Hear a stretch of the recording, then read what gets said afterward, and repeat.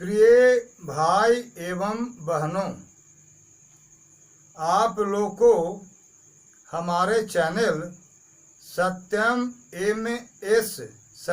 MS में स्वागत है। आप लोग को चैनल सत्यम एमएस में स्वागत है। आज हम आप लोग के बीच ये बतलाने जा रहे हैं कि सब में परमेश्वर को देखना और सबको परमेश्वर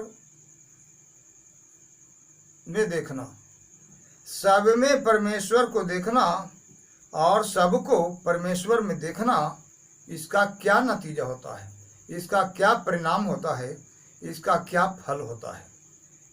यानी सबको परमेश्वर में देखना और परमेश्वर को सब में देखना, इसका क्या परिणाम होता है, इसके बारे में आज हम आप लोग को जानकारी प्रदान करने जा रहे हैं। गीता अध्याय 13 श्लोक नंबर 28 में भगवान श्री कृष्ण चंद्र जी ने निज मुखार बिंद से अर्जुन जी को कहा है। क्या कहा है? समम पश्यन् हि सर्वत्र समवस्थितम् ईश्वरम् न हिनस्ति आत्मना आत्मानं ततः याति पराम गतिम। भगवान श्री कृष्ण चंद्र जी ने अर्जुन जी को कहा कि जो जोगी या जो पुरुष, जो साधक, जो ज्ञानी सब में समभाव से स्थित परमेश्वर को समान देखता हुआ अपने द्वारा अपने को नष्ट नहीं करता है, तो वह परम गति को प्राप्त होता है। भगवान श्री कृष्ण जी को कहना है कि जैसे मान लिया जाए कि हजारों घड़ा पानी से भर कर रख दिया जाए तो सब में सूरज दिखलाई देता है, एक समान रूप से सब में सूरज दिखलाई पड़ता है। उसी तरह सब में परमात्मा अवस्थित है। जैसे कि हमने अभी कहा कि पानी से भरे हुए घड़ा में भगवान भास्कर, दिनाकर, भगवान प्रभाकर, भगवान सूरज सब में, सभी घरों में दिखते हैं। सभी घरों में देखने से एक ज्ञात होता है कि इसमें भी सूरज है, इसमें भी सूरज है, इसमें भी सूरज है। एक तरह से परमात्मा सबके हृदय में सूरज की भांति, जैसे कि घरे में सूरज प्रतीत होता है, नजर आता है, उसी तरह है सबके हृदय में परमात्मा अवस्थित है। तो जो पुरुष, जो साधक सब में परमात्मा को समान भाव से अवस्थित देखता हुआ, सब में एक समान देखता हुआ कि परमात्मा सब में एक समान विद्वान है, इस तरह से देखता हुआ जो अपने आप को नष्ट होने से बचा लेता है, वह परम गति को प्राप्त होता। वह ज्ञानी, वह योगी, वह साधक, वह भक्त, इस तरह के जो सभी के सबके साथ व्यवहार करता है, इस तरह के आचरण करता है,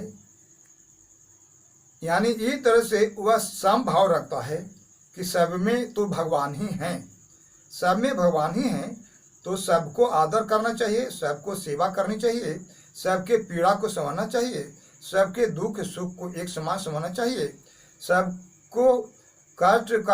सबके कष्ट को हरण करना चाहिए, किसी को कष्ट नहीं पहुंचाना चाहिए, किसी को मन, कर्म और वचन के द्वारा पीड़ा नहीं पहुंचानी चाहिए, किसी तरह प्रताड़ित नहीं करना चाहिए, क्योंकि सब में समान रूप से भगवान विद्वान है।